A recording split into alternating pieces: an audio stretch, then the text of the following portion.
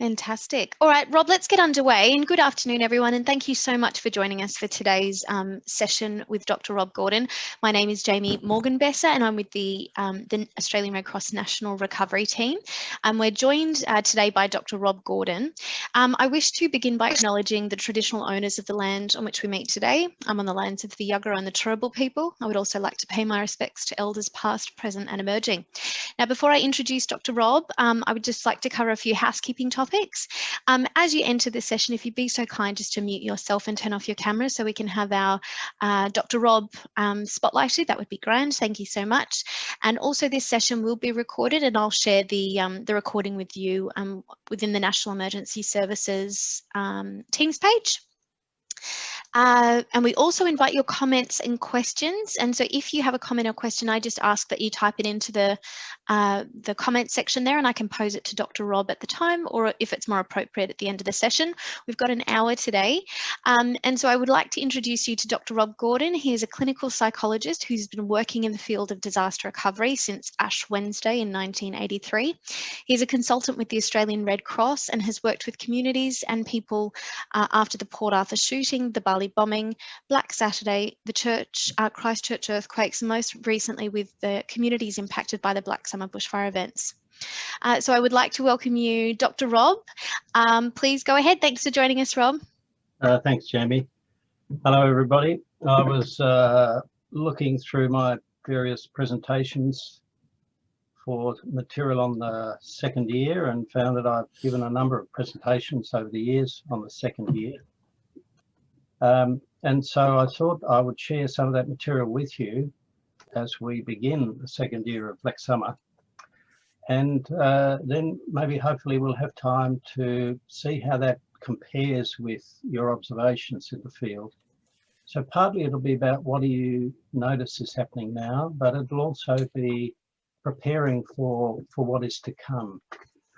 The first thing I'd like to mention is that the year, now are you seeing my presentation okay, Jamie? Sure can, Rob, thank you. The year is our unit of measure, which we measure our lives and everything going on around us. And we've been used to measuring our lives in the years, all our lives. So a question that can be asked is when people are going to evaluate how long they've been unhappy, how much progress they've made, anything, you use years to think about it. But the question is, how can you work out whether you've done in a year what is reasonable? What do you measure it against? Do you measure it against the other people around you in the disaster, which will be very varied? Do you measure it against the people you know outside the disaster? Do you have expectations that you measure it against? I think it's a really important point to bring to the surface when people are feeling desperate, hopeless, angry, frustrated. What are you expecting? We've been in this forever. What do you mean forever? How much did you expect to get done, etc.? So that these comparisons will throw people off, because most of the time what they'll be comparing themselves with is their previous experience, which for most people won't have included disasters. So no one knows a person's situation. And therefore we have to help the communities not judge, not have opinions, etc. And also as workers, you have to be very cautious on what you can expect. And I'm going to talk about what's going on for people in their skills that they use for recovery. And we've got to ask not just have you done what you expected to do, but what have you protected? What have you looked after? It takes time and energy to look after your relationship or your health or whatever. And what have you maintained? These are intangible but irreplaceable factors of their lives. And so in the conversation, I think you can keep pushing beyond the frustration that people feel, because we know that the universal tendency for stress is to zero in on the stressor, the stress-related issue. So that when we ask what are appropriate measures for progress, then first of all, we need to understand stress and trauma and to recognise that in round figures, recovery takes 2 to 5 years for most people, longer for some. The 2 years are people who are in an optimal situation. And it depends on resources, on their losses, on the supports they've got. And it's worth just bringing to people's attention those three things against which they're trying to achieve to help them be more realistic. And what is achieved has to, and this is the essence of recovery, has to be an expression of them and their pre-disaster life, which is what they're trying to get back to.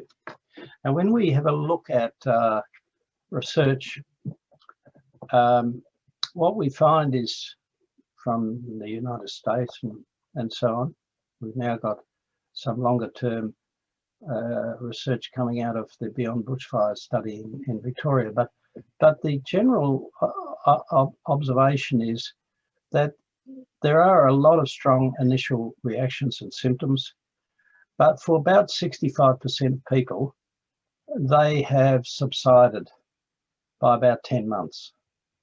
But for others, they take 18 months or more. So that's what, 35% are going to be struggling through into the second year with really strong first rank stress symptoms. Often the focus for the services is on identifiable mental health problems, depression, suicidality, alcohol abuse, etc.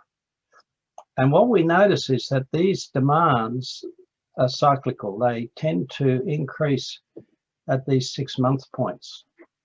And I've noticed this goes on in the second year, so 18 months, 2 years. So to be particularly aware of this heading into, we're coming out of the anniversary issues, but heading into the 18 months in the middle of winter. And what's observed in more sensitive psychological studies that don't just simply ask how many people have got PTSD, but actually ask what's going on, is that actually something called psychological distress in this research is much more common than diagnosable mental disorders. And psychological distress is not an illness. It's just being distressed by adverse circumstances. And therefore, I think it's really important for people to hold on to the distinction between having a mental disorder and just being very distressed, for which it's appropriate to seek professional help, of course. But often they can do well with just a range of other things, which we'll talk about. So the reliable predictors of how well people do are first severity of exposure. That means not just how traumatic it was on the day, but how much you lost or how many people around you have been affected and things like that, exposure. The second is loss of resources, material goods, property, etc. The third one is the adequacy of the social support. This is such an important factor, and the isolation, the conflicts, the broken relationships that occur in disaster-affected communities are really serious predictors of distress. And then the other one is pre-existing problems. So many people are coping with a whole range of pre-existing issues, but when the disaster comes, it's just a bit too much. Now, I wanted to just speak about this very sensitive piece of research that was done in Kentucky. It was really broad, community-based research program. And they actually said that over the course of recovery, there was no significant increased formally diagnosable mental illness. So people might have had diagnosable conditions, but they subsided and they passed. But the levels of distress, which may include depression, anxiety, and stress, were of similar intensity to life crises. such as bereavement or the loss of a job, bereavement of a close relative. So in other words, a disaster is going to provoke in a lot of people the same sort of emotional disruption as a major life crisis. And what they found was when they tried to analyse the distress factor as opposed to the mental illness factor, they found it could be composed of these 4 factors. Negative emotions. I feel a whole lot of bad things. Actually, we can do something about negative emotions, can't we, by generating positive emotions?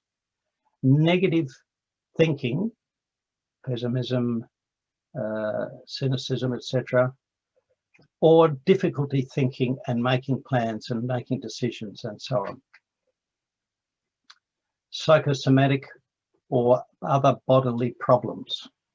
I would really emphasize coming through the second year the need for people no longer to overlook psychosomatic or other bodily symptoms, but really make sure they're starting to get help from, because we know towards the end of the second year and the third, fourth year, there are a number of people who will be vulnerable to serious, sometimes irreversible physical illnesses.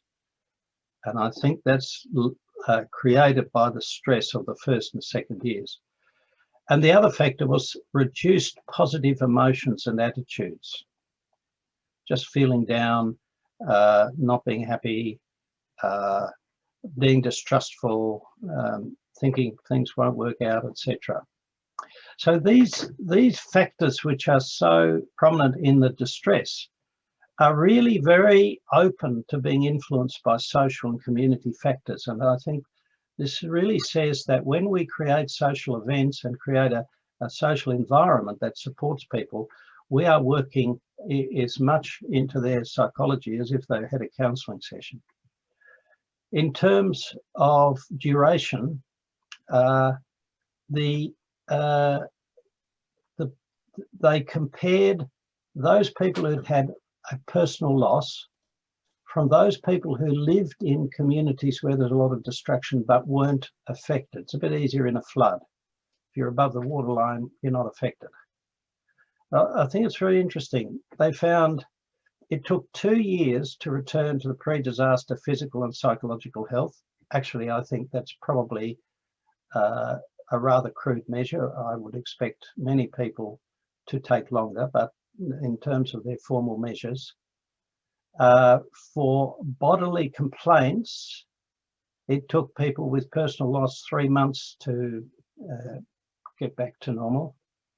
But for negative emotions, it took 2 years. So in other words, the emotional difficulties continue on much longer than the physical disruption. When they looked at not just the presence of negative emotions, but the reduction of positive emotions, emotions, it's not like a seesaw. If you've got high negative emotions, you've got low positive emotions and vice versa. Actually, research has shown that healthy people, not related to disasters, but healthy people, if they had an increase in their negative emotions, they will tend to try and boost their positive emotions by doing some nice things, going and spending time with people they like, maybe buying some things that give them pleasure, or, you know, looking after themselves. So this seesaw is something we do if we don't reflect, whereas I think we need to help people boost them. And what they found there, interestingly, is that for those who had personal loss, the reduction of positive emotions lasts about a year. And I suspect that's because as they begin to make progress on recouping their losses, they start to feel more positive. But for the people who live in the community where the destruction has occurred, but do not have any destruction, they've got nothing to mark a positive. And they take 2 years before their positive emotions start to come back. Now, I reckon we can simply point that out to people and encourage them to do things, to enjoy themselves, to be part of the community. I think the more we can generate a whole of community, we can carry people along with us.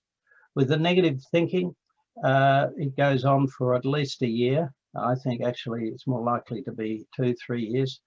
And more important, for those exposed to the community destruction without having lost anything themselves. So I think it's really important that we be aware that there's some really serious risk factors for people who live in these communities, but who don't actually have a sense that I'm a primary victim, and they may not therefore feel entitled to take part in things. Now, I don't need to go into this in great detail, but we need to remember what the goals of recovery are. Not really to go back to normal, although that's what people will say, but to resume a life that's no longer focused around the disaster. The life that is able to be determined by myself, where I can express myself, pursue my goals, and do things I choose to do, so that my life reflects who I am. This is a very important dimension of identity that I think is important to be thinking about as people come out of the immediate hurly-burly, because we know that resilience to adversity involves having a complex identity. So if my whole identity is tied up with my house and it burns down, I've got a serious crisis. But I've got a job and social network and a career and various other things, I've only lost part of myself. We know that if people have complex social support systems, if they have good resources, if they have relevant experience, if they have knowledge and information, they are far more resilient. And it's so important that some parts of the personal system are not disrupted by the disaster. And that really applies to the people who live in the community who aren't experiencing direct loss. It's so important that they can continue to form the basis of our post-disaster community life. Now, when people go through a disaster, most of them will enter a very unfamiliar mental and physical state where survival is all that counts. Everything around them is destroyed and disrupted. Nothing's the same. And many of them will say, no one outside the disaster understands it. The rest of life disappears. So this notion of having a complex identity with many different dimensions of my life is suddenly replaced by I call it a homogeneous identity. I'm just a disaster victim or survivor. That's all I am. And that's all I'm going to be for 1, 2, 3, and who knows how many years. Now, I reckon that's a really important problem, because that means the resilience factors, some very important resilience factors, are lost, all the connections to the rest of my life. So when people go out and visit their friends and their friends say tactless things, and they think, well, I don't want to go to my family parties or visit my friends in Melbourne or whatever, they're isolating themselves. What we need to help them understand is, look, you must forgive them. They've never been through this, but why don't you go there to sort of just have a bit of time out from the disaster? Don't use them to talk about it. Use them to have a bit of fun and get away from it all. You know, it's a way you can change. So I think this idea of a complex identity becoming simplified and totally focused around the disaster is something that in the second year we can begin to tackle. And that's often spontaneously done in communities where they, I don't know, they get up community events. I remember one group who after a flood reopened the town hall, and they had a huge party there and a formal dance, and the whole community went. And they said it was such a turning point for them all. So whatever people come up with to really think of this as central to recovery, remembering who they used to be, because we know that the common features of the stressed state are this simplified, specialized state that focuses everything onto the stressor. And when we're in this state, we suffer a reduction in exactly those qualities of ourselves that are the basis for our recovery and for our post-disaster life. Our higher order cognitive skills, decision-making, reasoning, prioritizing, lateral thinking, etc. The emotional life is raw, intense, inflexible, as people hurt each other's feelings, they have arguments, they take black and white points of view. And the social life becomes totally focused around the disaster at the expense of empathy, tolerance, and a whole range of non-disaster related activities. So everyone's active, impatient, grim, focused, intolerant, self-sufficient, and abrasive, exhausted, irritable. And now I'm painting this in black and white terms. I think as we get into the second year, this is what we need to try and be working really strongly against, so that we try and help the community move out of this stress state, because the longer they're in that, the more expensive it's going to be on themselves, their relationships, the community as a whole. There are three major problems I want to just touch on, together with a few very basic, and I've sent these slides to Jamie and you're welcome to use them in whatever way you find helpful. But the first one is this stress. If we stay stressed for a long time, we suffer what I call degraded quality of life. It's not a mental illness, but everything goes wrong and life becomes much less rewarding. So we can counteract this by education about stress. If you've got a local psychologist, encourage them to come along and give chats about stress and the physiology of stress and stress management. Helping people identify the stressors and the threats, because they need to step back and actually evaluate them. Promote self-awareness. Stress involves a loss of self-awareness because all my awareness is in the external object, and I'm therefore not able to put the stress in the context of everything else. And these are the two things. Bring back the self-awareness and look at the context. So people need to understand the simplest ideas about stress management. There's oodles of material out there on the net. It's all, I find, all has something to say. Some's better than others. Understanding de-stressing and retaining the relaxation reference points. If we remain stressed for too long, we forget what it felt like not to be stressed. So recreation and enjoyment, and how important it is to switch off. A man who owned a caravan park after Black Saturday heard me give a talk on stress and how expensive it is. And he went home and he made immediate plans to take his family to Bali for, I think, 2 or 3 weeks. The next time I went up there and gave a talk in that community, he came up to me and he said, "This is what I've done. And when I got back, I achieved more in 3 days than I had in 3 weeks.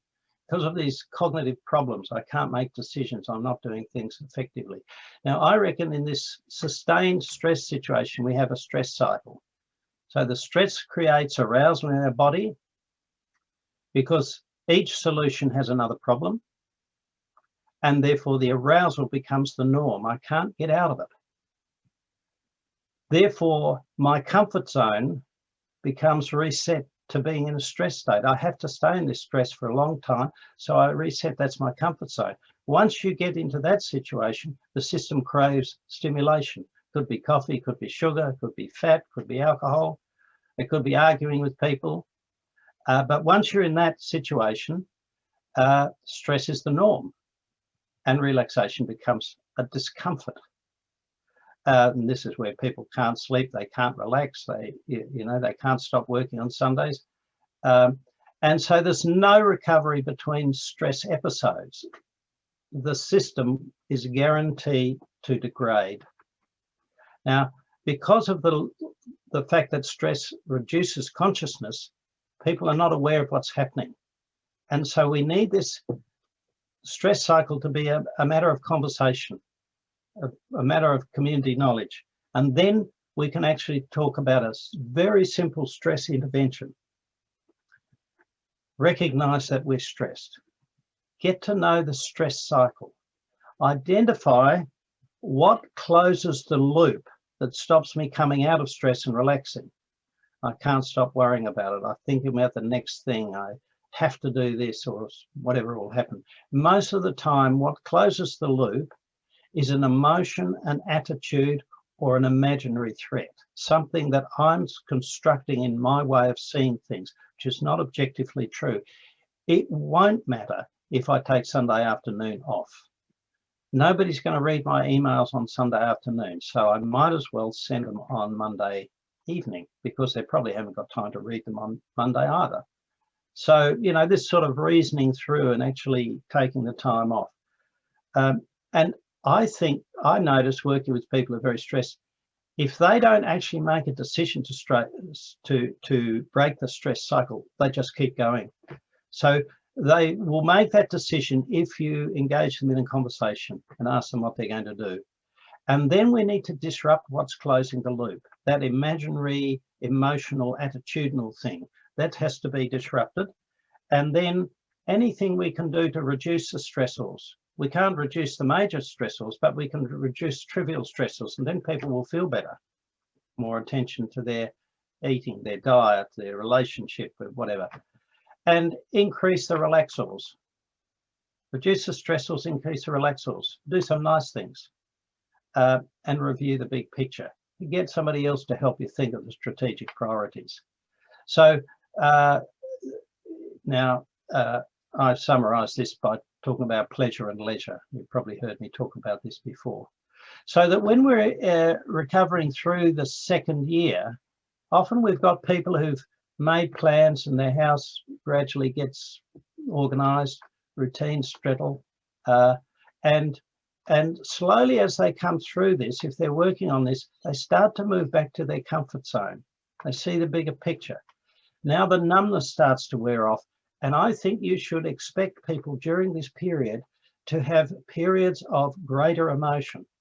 I was talking to somebody who this morning who has got a number of serious chronic illnesses, and they came from interstate a long way away to a capital city to have a whole lot of very specialist processes which were painful and protracted, and spent some time in hospital and waiting around, expecting to get a lot of very bad news. Actually, they got some quite good news. And then as they were going to go back, they suddenly found that contrary to their plans, because of COVID, they were suddenly involved in a very protracted car trip from one side of the country to the other, with all sorts of practical problems. And this person is not very well at the best of times. They arrived home absolutely exhausted. And after about 3 or 4 days, the exhaustion wore off, and then they went into a state of depression. And I said to her, actually, you've been keyed up for bad news. You've been holding all of this in all the preamble up to this illness, expecting and holding yourself together, and you can relax. It's not nearly as bad as you thought it was going to. And then suddenly you can't relax because you've got all this hurly-burly.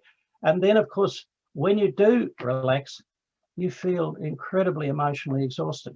And I think this is going to be happening to a lot of people. We need to have a language for this. We need to share it, but people will hit it at all sorts of different moments. And this is the time where it's very important that the social life comes out. And this is the time where the positive thing is, how do we make this disaster part of our life story? Now, what's problem 2? Crisis. So stress is this ongoing state of demand. Crisis is sudden bad news, things going wrong, loss of perspective. We all know what a crisis is like. We can't see how we're going to get through it. And what people are going to need is help to hold their perspective, to hold the significance of the crisis as to what it actually is, what isn't happening. And we need somebody involved who can think, who doesn't think it's quite as bad, who can think of alternatives and options, of putting aside feelings and actually focus on the problems, because that's the difficulty with crises, is we actually lose our problem-solving capacities and start to do some very unwise things.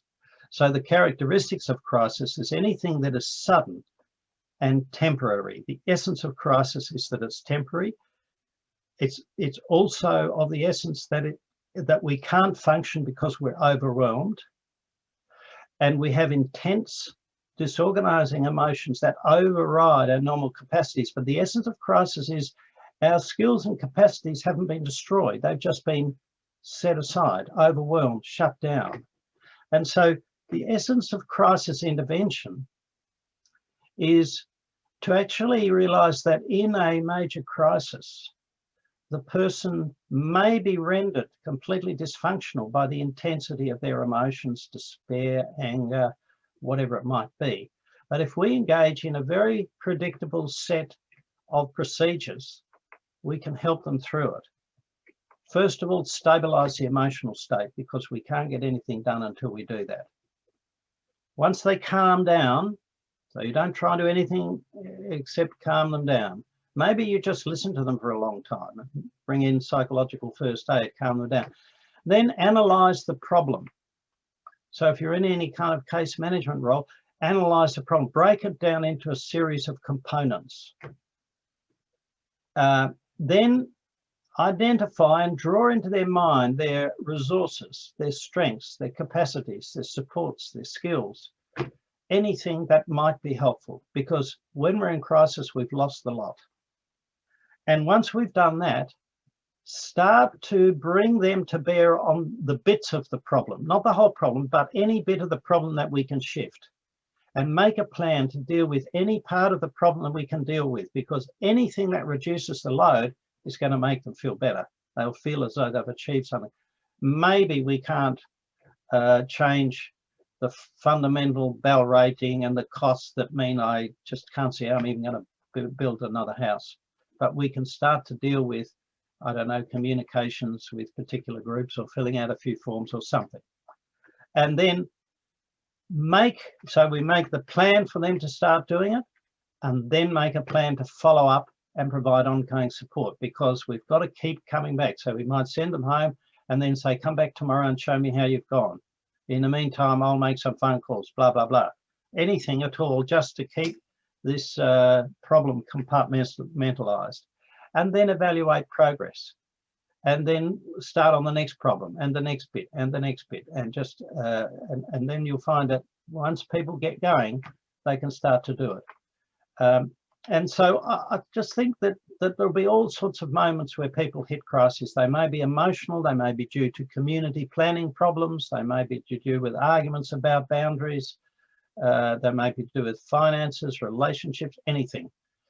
This is a really fundamental framework for dealing with that problem. Problem 3 is overload. Now, when we add stressors together and throw a crisis in, they don't add. Actually, they don't multiply, they go to the power, you know. 3 cubed is 9. No, it's not. 3 squared is 9. 9 nines are 81, so 3 cubed is 81, is that right? Anyway, you know what I mean. This massive sudden exponential increase. So, this sense of overload is only partly quantitative of how stressed and exhausted I am. A lot of it is qualitative. It's how things are done. It's how I think about things. It's how I feel.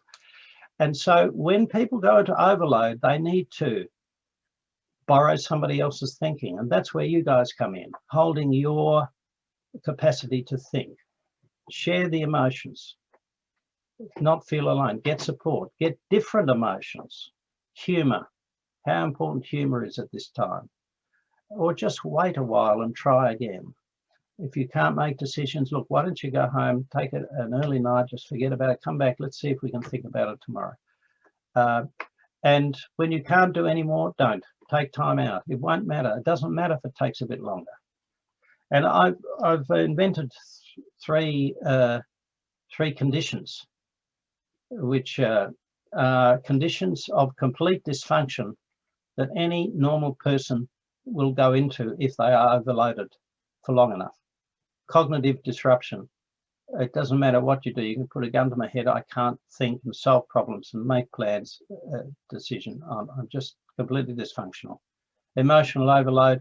I just can't manage my emotions. I feel completely overwhelmed. I can't do anything. You know, we all have these occasions where we must make a very important phone call and we really should do it today. I just can't do it today. I just am emotionally not capable of doing it. I'll just try and do it tomorrow. And action impotence. I must do something. I must make a plan. I must write a report. I must fill out a form, but I just can't do it. And I think we need to respect that. I like to use the example that a professor of psychology got a group of people, and he asked them to squeeze a hand grip measurer to measure the strength of their grip. And then he went away, asked them to put that away, and then he engaged them in half an hour of really complex problem solving, including some problems that actually looked as though they had an answer, but they didn't, logical problems. And so they worked away at these problems. It didn't matter whether they got them out or not. At the end of the time, he asked them to squeeze the hand strength measurer. And there was a statistically significant reduction in their strength, as though working with your mind in this purely mental problem solving, struggling to solve difficult problems, was physically weakening. I think we must value that because I'm quite sure that that applies across the board. And so people living with these massive problems need to respect and be very careful about being overloaded and overwhelmed. Being overwhelmed is bad for our health. When we are in this stress state, what you're going to notice is people's memory is the first thing to go. And then they start modifying their goals and priorities to just survive. And so they're no longer holding the broader, longer term, wiser, value-laden goals of their lives. So it's not their own identity anymore. They start neglecting the most important parts of their lives. And if the whole community goes this way, then they become totally focused around the disaster. And so we've got this sort of notion of this one-dimensional life around the disaster, and we must encourage people during this year to become multidimensional, to re-engage, to have interest in cultural activities, and the community life must become multidimensional. These are really the challenges we have. And I've mentioned the sense of fatigue. There's very good reasons why, if you're in an extended state of stress, you've used up very deep stores of energy. And when people feel fatigued, it means the numbness is wearing off. It's so important that they take notice of that and rest and recreate and enjoy and rebuild. There's often a massive loss of privacy during the first year. Everyone's involved with each other. It's very important that in the second year they re-establish those boundaries and the privacy. We'll see as this privacy re-emerges, the second stage grief and bereavement responses start to come out. Like the grief of the second year, some grieving people will say, actually, they found the second year harder than the first year. The first year was a whole lot of improvisations around new things or things they had to do in a new way because their loved ones weren't there. And it all has to be improvised. They have to get through Christmas and birthdays and Easter and whatever, somehow or another. And so there's something demanding about it. But when they actually go to have it all again the second year, they really encounter this sort of terrible thing of, well, this is how it's always going to be. And this is when the bereavement really kicks in. And they'll so often say around about this time, everyone else is expecting them to be getting better, on the illusion that any kind of serious crisis slowly gets better with time. And slowly, it's not, it's cyclical. The ups and downs may be at a higher level, but there's still ups and downs. So they need to expect and manage that. Trauma and stress responses appear with the fatigue. If I've got the energy, I can shut down the traumatic experience. But when I get tired, it comes through with nightmares and startle reactions and so on. And now you get in this second year where you get the community starts to spread out. Some have moved on, some haven't got there. And so some have a lot of trouble letting go of their disaster identity. For some people, it gave them a sense of meaning and belonging they've never had before. They don't want to let go of it. Others are just fed up with it and want to just put it away and get on with it, get back to normal. For some, there's value and meaning in belonging they didn't have, and others just want to resume their old lives. So I think we need to have a lot of tolerance. We need to be speaking about this reaction so that people can understand this is part of the cycle. It's totally predictable. And the second year is when this whole issue of identity and integration can start digesting what's happening. How do I adjust my goals? The disaster is a watershed for many people. They can't go back to their old life. So the question is, what was important before and how do I adapt that to what's important now? How do I re-establish a structure of life in this new space where I've got a different degree of involvement with my friends, neighbours and communities? People need to think about that. People need to allow people space and recognise that not everyone's going to need the same thing at the same time. So the whole process of reflecting and reviewing, how has our life changed in the light of the disaster? This is such an important question. How has my life changed? What do I no longer do that was important to me before? And what am I doing instead? Maybe we need to pick it up. So therefore, the social goals in the second year, try to slowly start to release the disaster and a recovery culture so people can decide their involvement. Turn flashbulb memories into stories, into histories, into community identity. And anything that starts to share, and this is the time when people sing songs and get books together and poetry and pictures. Any of these cultural activities, I think, are very, very important in establishing identity and history. Accept the complexity and differences, and people will all be doing this at their own pace. We have no idea why one person's doing it fast and one's doing it slowly, and we wouldn't know unless we had the chance to get right into the core of their lives, and we won't. So they mightn't even know themselves, but we need to respect and value individual differences, and slowly start to encourage the re-establishment of normal relationships, which means some of the intense disaster relationships will fade away and new relationships will grow. And positive effects. Well, we need to encourage people to talk about these. Reduced attachment to possessions, changes in life values and priorities, heightened sense of preparedness and protection and awareness of risk, greater appreciation of community support, feeling closer to the people around you, pride in their ability to meet challenges and survive, increased religious or spiritual feelings or humanitarian values, and just generally a stronger sense of the part played by values and purpose. I just wanted to throw in a couple of things before we throw it open, and that is, I think one of, I suppose we could apply all that to ourselves.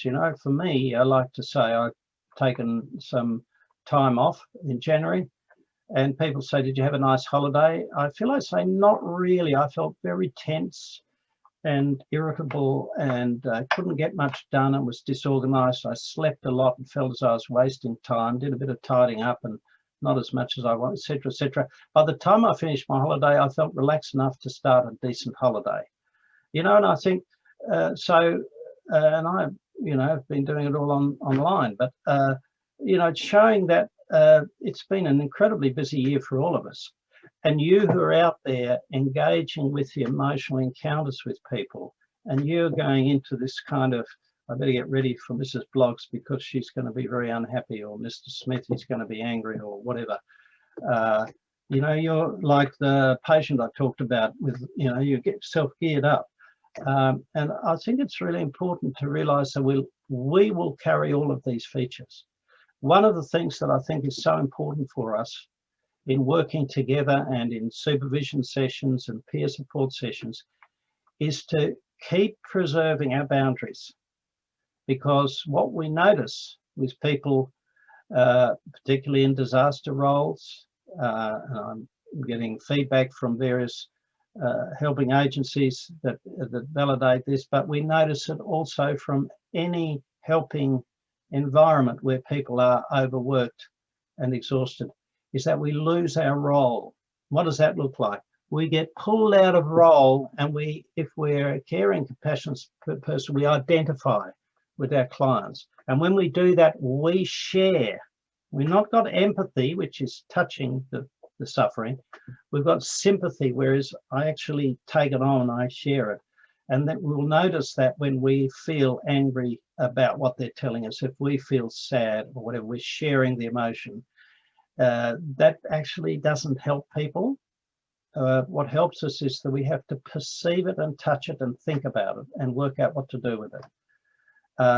And so when we identify in that way, the extreme case is we then become their advocate in the system, and we start to fight their fight in the system, instead of actually being the go-between between them and the system in whatever way we can. Maybe our role is to help them clarify and empower them to negotiate better with the system, or maybe to help them accept a reality that they're not going to get what they want. At least explore it.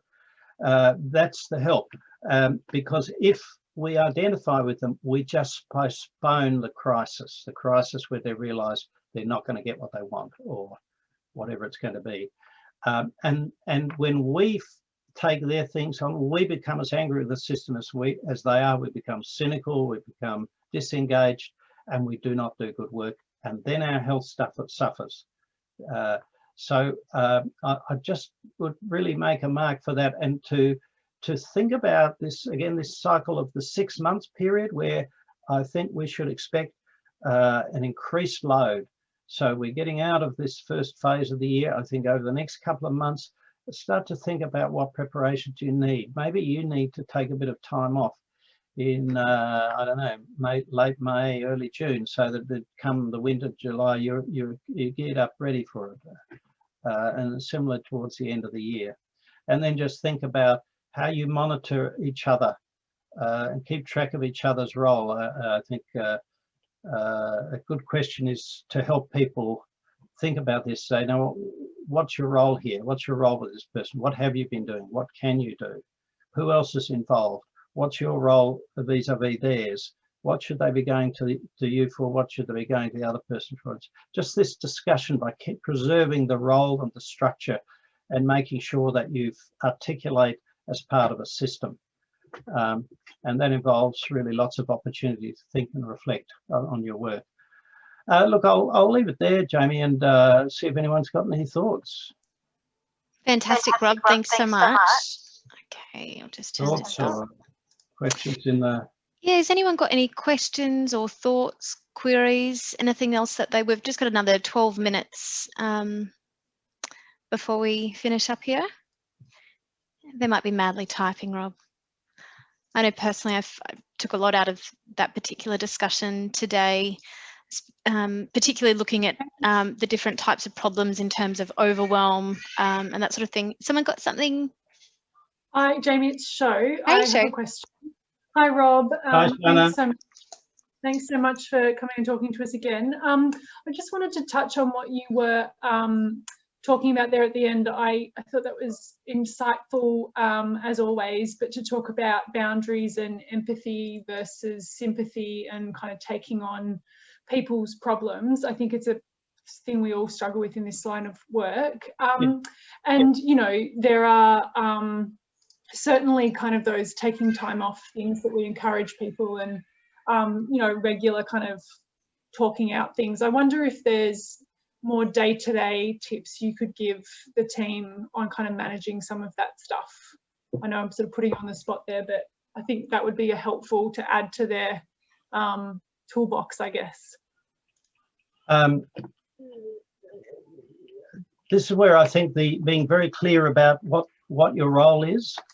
Again, I had I was talking to a colleague the other day who was presenting a really tragic case where the family was all going wrong, and this person wasn't doing what they should be doing to deal with the crisis and so on.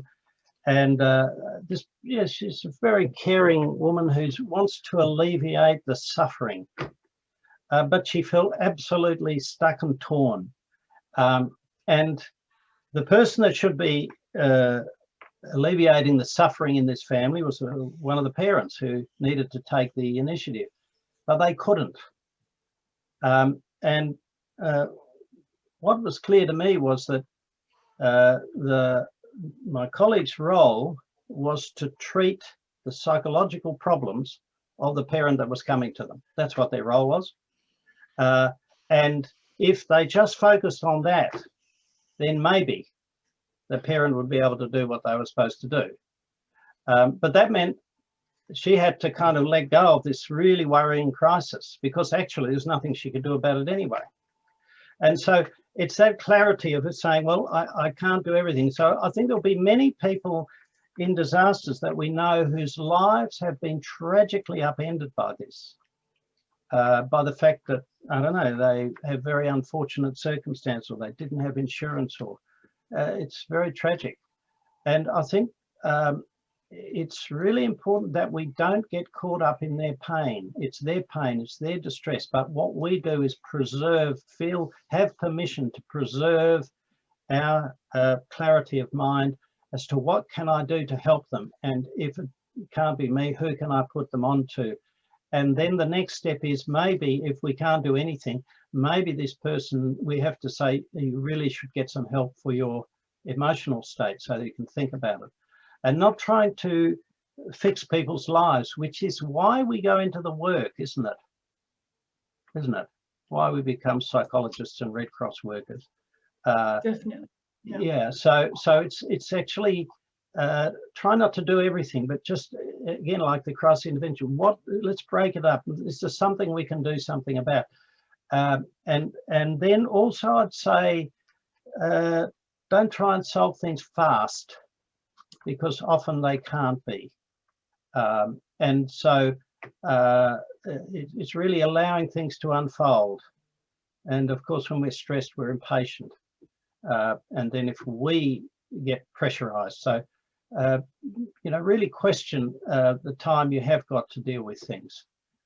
And then I think, as always, we can say, Shona, that anything that preserves our judgment and our boundaries, such as holding our hours, not working day and night, not sending emails at 10 o'clock at night, and having a bit of time out.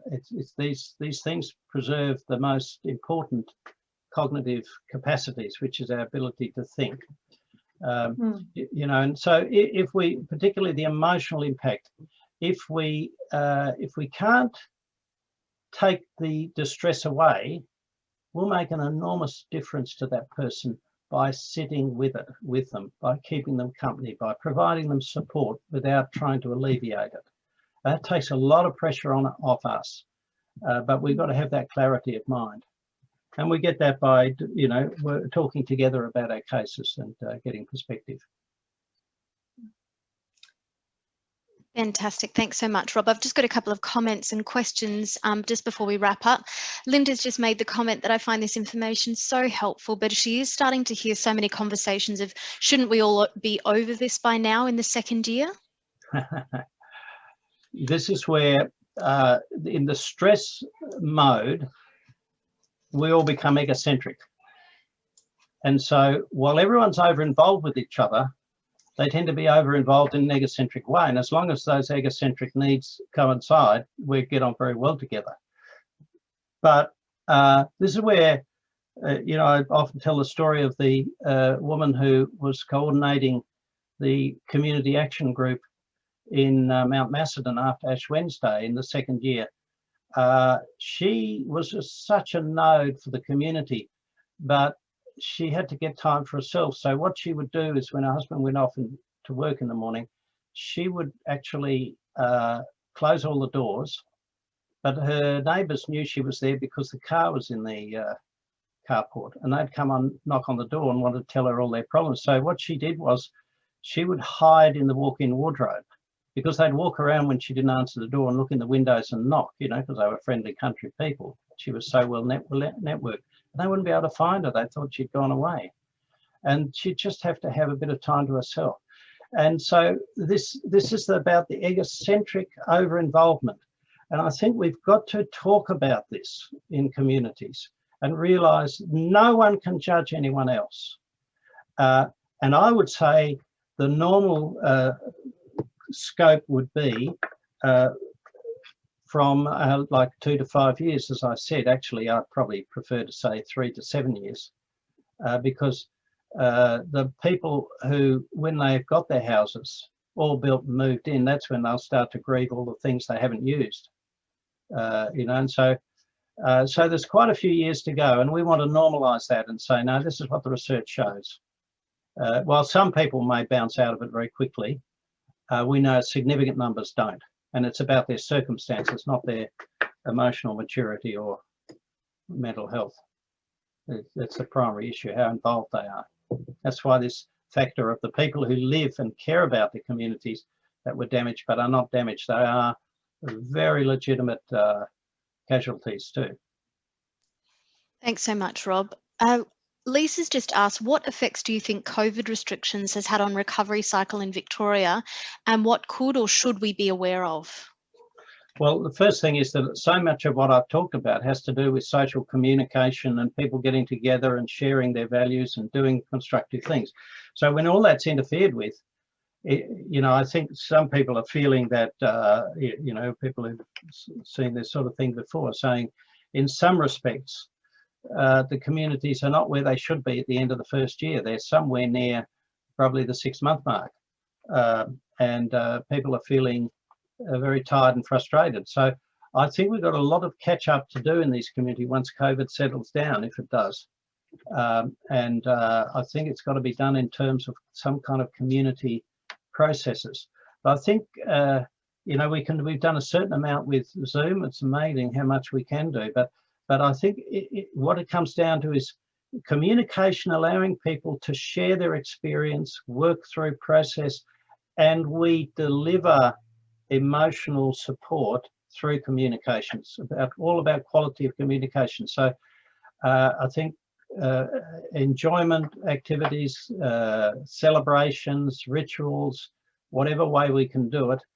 And if we have another year of interruptions, we've got more work to do down the track, and people need to anticipate that. And maybe we have creative people that invent new ways of doing these things, as long as we go to the principles. Yeah, thanks heaps, Rob. Anne's also asked, I think there is very much a risk of overly identifying with clients' personal situations, stories and histories. She knows many recovery workers who personally take on their clients' grievances and angers towards the system, to their detriment both personally and professionally. But thank you, Dr. Rob, for shining the spotlight on this very common issue for those helping professions. Yes, so let's label that losing your role. Mm-hmm. Your role is to help them. If we can't change the system, and the system, no matter how sensitive it is, will always be unfair for some people because it cannot be complex enough. It's getting better than it ever was. But for some people, it just seems unfair. We can advocate in the appropriate way, but not with emotion. Otherwise, we're not going to change the system by getting angry and upset. We're going to damage ourselves, protect ourselves.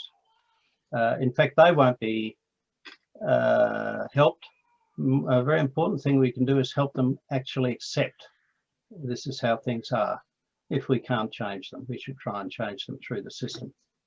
Thanks so much, Rob. And just some final questions and observations from Kyle, one of our team members in Queensland. Have you observed a difference in recovery time between cultural demographics? Is he thinking of Indigenous communities, I wonder? I believe so, yes. I don't think I've had enough experience with identifiable cultural communities. You know, most of our natural disasters occur to relatively homogeneous Anglo-Saxon type communities. It's not quite so much in the inner urban, but I think probably what would be important to look for there, I'd say, Kyle, would be to look at measures of disadvantage that are there beforehand, and lack of resources. I think that would probably be the first consideration, and will probably outweigh cultural factors. Where the cultural factors will come in, and where I think Indigenous communities are at a great advantage, is that they are naturally networked much more closely and creatively. Although that can sometimes be a problem if there's conflict in the networks. So I'd be very interested if you make observations there, and of course Red Cross being across the country is in a great position to make these comparisons so that we can adapt this knowledge to different cultural contexts. Thanks, Kyle.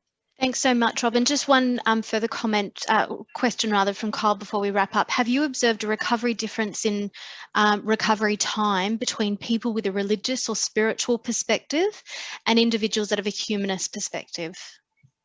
There's been research done on this in the United States, where religion's very important. And particularly when they look at very traumatic things like shootings, there's no clear statement that says religious belief is an advantage, because religious belief may be inflexible and unable to adapt and give meaning to the event. So it's the old thing about why do bad things happen to good people? That may throw a person's faith into crisis. But if the religious belief, and I'd include their humanitarian values, humanist philosophies and so on, anyone who's got a flexible philosophy of life that can bestow meaning on the event is at an enormous advantage. And there'll be, you know, I like to illustrate it with two people who were shot in the Queen Street shootings way back in 1987, both of whom were wounded, both had a religious faith. One, a man who nearly died, said, "I believe God has spared my life for a purpose, and I'm now going to leave my job in Australia Post because I think he must have a greater purpose for me than being a clerk in Australia Post," back when they used to have clerks instead of computers. The other was a young woman who was mildly wounded, and she said, "How can God let this happen to me? I've been the best person I could all my life. I've been to church every Sunday. How could he let it happen to me?" She had a very serious crisis of faith. So in that sense, Cole, I'd say it's about the fact that you've got a flexible set of values and meanings and philosophical ideas, religious ideas, that can accept and bestow meaning on it. That book by the Jewish rabbi who had a child die of muscular dystrophy, when bad things happen to good people, is a very interesting attempt to grapple with this meaning. So you can see that if people can talk together on the understanding that they have a task to make sense of it, they can help each other with that. And I don't think it matters what the particular set of ideas are. In fact, that's what the research shows. Thanks so much again, Rob. Lisa has just said, "Thanks, Rob. It's been wonderful to have your recovery knowledge and wise words shared with us today." I'd like to echo these sentiments, and thank you so much for joining us today. I'd like to thank everyone else in the recovery team, workers and volunteers. Thank you so much for joining us. We are delighted to have you here today. And again, we'll have Dr. Rob to talk us through some other issues as they emerge. But Dr. Rob, thanks so much again. As a reminder, this session will be recorded and I'll be able to share it with you. And I'll also share Dr. Rob's notes as well so that you can have that for your own records. But anyway, until next session, thank you so much, everyone, for joining us. Until next time, take care and thank you. Thanks, Rob. Thanks, Jamie.